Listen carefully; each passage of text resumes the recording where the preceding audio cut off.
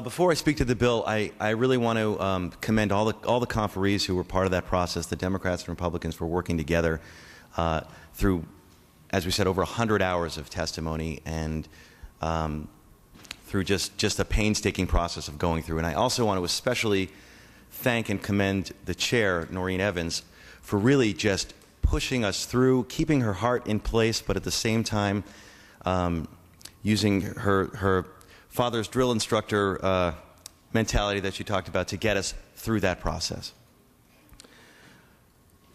Where we are today is almost unthinkable. I mean, we have lost as a country $4.3 trillion in wealth. 30% of our wealth is gone. This is we are particularly hard hit in California, and we have to react to that. We can't ignore that. And we're on the fiscal precipice of disaster. If we don't pass a budget, then all of this is meaningless because every program gets cut without a budget.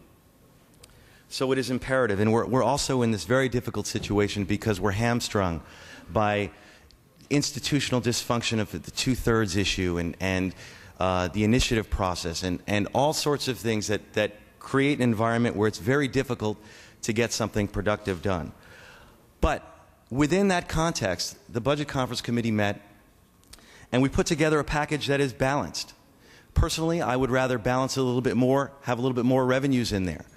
But it is, at the end of the day, it is something that it's not all cuts. The difference is we made them strategically. And we didn't cross what I call the bright red moral lines. We didn't eliminate the social safety net as was proposed by the governor. We didn't eliminate CalWORKs and Healthy Families program, which was literally a proposal before us, which would have made us the only state in the union, the only state in the nation not to have a social safety net, or the only country in the industrialized or the first world not to have a social safety net. We didn't go there. We painstakingly found a way around that so that we could make the hard choices, make the cuts that we needed to do, but we could do it in a moral way. And the other thing that we did is we looked at cost shifting issues and federal match implications, something that was just wholesale ignored in the governor's proposal. And this is very important because, as we know, every action has a reaction. Every cut that we make in certain services like IHSS, you could have an equal reaction in terms of increased nursing home costs. So we went through and made very difficult choices in regard to that. And the federal matching fund, I don't think the federal matching fund gets enough attention because it doesn't just affect the cut side of the equation. I urge my colleagues on the other side of the aisle to also think of it in terms of the revenue side of the equation. I mean, there were proposals, for example, the family planning money. The governor proposed to eliminate that money. 1 minute, Mr. Blumenfield. Okay, that money is leveraged $9 to every $1. We get every $1 state money, we get 9 federal dollars.